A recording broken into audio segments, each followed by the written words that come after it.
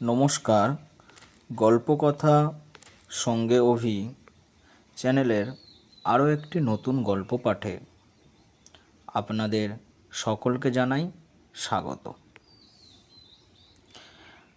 আজকের গল্প সাহিত্যিক শিবরাম চক্রবর্তী রচিত এক ভুতুড়ে কাণ্ড। তাহলে গল্পটি শুরু করছি। ভূত বলে কিছু আছে? যদি থাকে তো তিনি আমাকে কখনো দেখা দেননি। তার দয়া এবং আমার ধন্যবাদ। কৃপা করে দর্শন দিলে আমি তাকে দেখতে পারতাম কিনা সন্দেহ। ভূতদের রূপ গুণে আমার কোনো মাত্র মোহ নেই। তাছাড়া আমার হার্ট খুবই উইক, আর শুনেছি যে ওরা ভারী উইকেড। তবে ভূত কিনা ঠিক জানি না, কিন্তু অদ্ভুত একটা কিছু একবার আমি দেখেছিলাম রাঁচিতে। না, পাগলাগারদে নয়, তার বাইরে সরকারি রাস্তায়। রাঁচির রাজপথ না হলেও সেটা বেশ দরাজ পথ। কি করে বলি। একটা পরশময়ীপদী সাইকেল হাতে পেয়ে হুড্রুর দিকে পাড়ি জমিয়েছিলাম, কিন্তু মাইল 7 না যেতেই তার একটা টায়ার ফেঁসে গেল।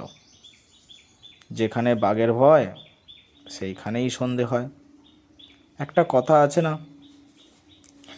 আর যেখানে সন্ধে হয় সেইখানে সাইকেলের টায়ার ফাঁসে। জনমানবহীন পথ, জায়গাটাও জঙ্গলি। আরও মাইল 5 যেতে পারলে গাঁয়ের মতো একটা পাওয়া যেত, কিন্তু সাইকেল ঘাড়ে করে নিয়ে যেতে হলেই হয়েছে। এমনকি সাইকেল ফেলে শুধু পায়ে হেঁটে যেতেও পারবো কি না আমার সন্দেহ ছিল। হাঁটতে হবে আগে জানলে হাতে পেয়েও সাইকেলে আমি পা দিতাম না নিশ্চয়। তখনও সন্ধে হয়নি, এই হব। সামনে গেলে 5 মাইল, ফিরতে হলে 7। দুদিকেই সমান পাল্লা। কোন দিকে হাঁটন দেব হাঁ করে ভাবছি। শেষ পর্যন্ত কি হাঁটতেই হবে? এই একই প্রশ্ন প্রায় আধ ঘন্টা ধরে পুনঃ আমার মানসপটে উদিত হয়েছে, আর এর একমাত্র উত্তর আমি দিয়েছি, না বাবা, প্রাণ থাকতে নয়। অবশ্যই একরকম স্থানে আর এহেন অবস্থায় প্রাণ বেশিক্ষণ থাকতে কি না সেটাও প্রশ্নের বিষয় ছিল। সন্ধে উতরে গিয়ে বাঁকা চাঁদের ফিকে আলো দেখা দিয়েছে। সেদিন পর্যন্ত এধারে বাঘের উপদ্রব শোনা গেছিল। কখন হালুম শুনব কে জানে। তবু চিরদিনই আমি আশাবাদী, সমস্যার সমাধান কিছু না কিছু একটা ঘটবেই, অচিরেই ঘটল বলে। 2-1 মিনিটের অপেক্ষা কেবল, এবং সেই অভাবনীয় সুযোগ নিয়ে সহজেই আমি উদ্ধার লাভ করব। এরকমটা ঘটেই থাকে, এতে বিস্ময়ের কিছু ছিল না। কত গল্পের বইয়ের এরূপ ঘটতে দেখা গেছে। আমার নিজেরই কত গল্পে এরকম দেখেছি, তার ইয়াত্তা নেই। আর স্বয়ং লেখক হয়ে আমি নিজে আজ বিপদের মুখে পড়েছি বলে সেই সব অঘটনগুলো ঘটবে না? কোনো গল্পের নায়ক কি কখনো বাঘের পেটে গেছে? তবে একজন গল্প লেখকই বা কোন দুঃখে যাবে শুনি। সেই অবশ্যম্ভাবী মুহূর্তের অপেক্ষায় আরও আধ ঘন্টা কাটালাম। অবশেষে একটা ঘটনার মতো দেখা দিল বটে। একখানা লরি, খুব জোরেও নয় আস্তেও নয়, আস্তে দেখা গেল সেই পথে। রাঁচির দিকে যাচ্ছিল লরিটা। আমার টর্চ বাতিটা জ্বালিয়ে নিয়ে প্রাণপণে ঘোরাতে লাগলাম। শীতের রাত, ফিকে চাঁদের আলো, তার উপর কুয়াশার পর্দা পড়েছে। এই ঘোরালো আবহাওয়ার মধ্যে আমার আলোর ঘূর্ণিপাক লরির ড্রাইভার দেখতে পেলে হয়। লরিটা এসে পৌঁছলো, এলো একেবারে সামনাসামনি। মুহূর্তের জন্যই এলো, কিন্তু মুহূর্তের জন্য থামলো না। যেমন এলো তেমনই চলে গেল নিজের আবেগে।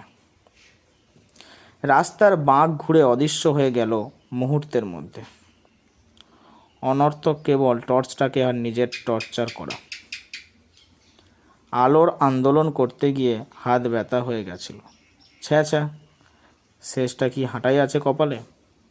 এই ঝাপসা আলো আর কুয়াশার মধ্যে সাইকেল টেনে পাক্কা 7 মাইলের ধাক্কা।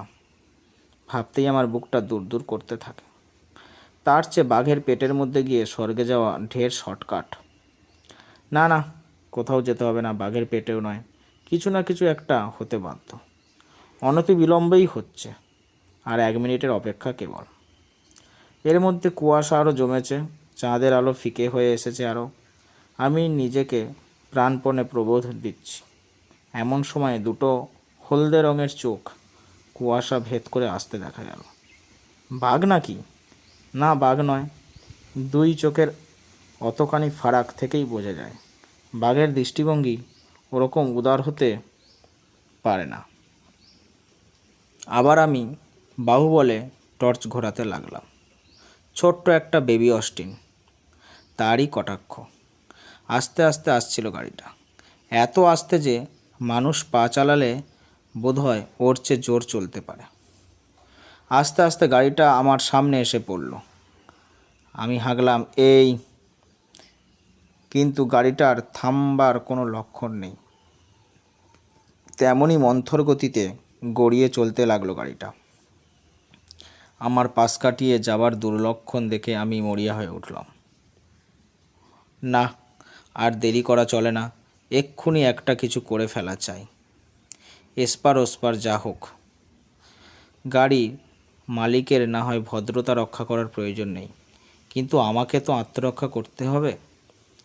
অগত্যা আগমন গাড়ির গায়ে গিয়ে পড়লাম। দরজার হ্যান্ডেল ঘুরিয়ে ঢুকে পড়লাম ভেতরে। চলন্ত গাড়িতে ওটা সহজ নয়, নিরাপদও না, কিন্তু কি করব, 1 মিনিটও সময় নষ্ট করার ছিল না। কায়দা করে উঠতে হলো কোনো গতিকে। কে জানে, এই হয়তো সশরীরে রাঁচি ফেরার শেষ সুযোগ। সাইকেলটা রাস্তার ধারে ধরাশায়ী হয়ে থাকলো। থাকবে, কি করা যাবে। নিতান্তই যদি রাত্রে বাঘের পেটে না যাই। বাঘেরা কি সাইকেল খেতে ভালোবাসে? কাল সকালে উদ্ধার করা যাবে। সাইকেলের মালিককে আগামীকাল এক সময় জানালেই হবে। বেশি বলতে হবে না, খবর দেওয়া মাত্র তিনি নিজেই নিয়ে যাবেন। ছোট্ট গাড়ির মধ্যে যতটা আরাম করে বসা যায় বসেছি। বসে ড্রাইভারকে লক্ষ্য করে বলতে গেছি, আমায় লালপুরার মোড়টায় নামিয়ে দেবেন, তাহলেই হবে। ডাক্তার যদুগোপালের বাড়ি। বলতে বলতে আমার গলার স্বর উবে গেল। বক্তব্যের বাকিটা উচ্চারিত হলো না। আমি হাঁ করে তাকিয়ে থাকলাম। আমার 2 চোখ ঠিকরে বেরিয়ে আসতে চাইল। আমার শার্টের কলারটা মনে হলো যেন আমার গলার চারধারে চেপে বসেছে। হাত তুলে যে গলার কাজটা আলগা করব সে ক্ষমতা নেই। আঙুলগুলো অবধি অবশ। সেই শীতের রাত্রেও সারা গায়ে আমায় ঘাম দিয়েছে। যেখানটায় ড্রাইভার থাকবার কথা সেখানে কেউ নেই, একদম ফাঁকা। আমি তাকিয়ে দেখলাম জিভ আমার টাগরায় আটকে ছিল। কয়েক মিনিট বাদে সেখান থেকে নামলে বাকশক্তি ফিরে পেলাম। ভূত ছাড়া কিছু না। আপনা থেকেই আমার মুখ দিয়ে বেরিয়ে গেল। আমার কথায় ভূত যে কর্ণপাত করলো না তা মনে হলো। বেড্রাইভার গাড়ি যেমন চলছিল তেমন চলতে লাগলো, কিন্তু তাহলেই এমন অভূতপূর্ব অবস্থায় আমি পড়তে হবে ভাবিনি। ড্রাইভার নেই, গাড়ির ইঞ্জিনও চলছিল না, তবু গাড়ি চলছিল, ঠিক পথ ধরেই চলছিল।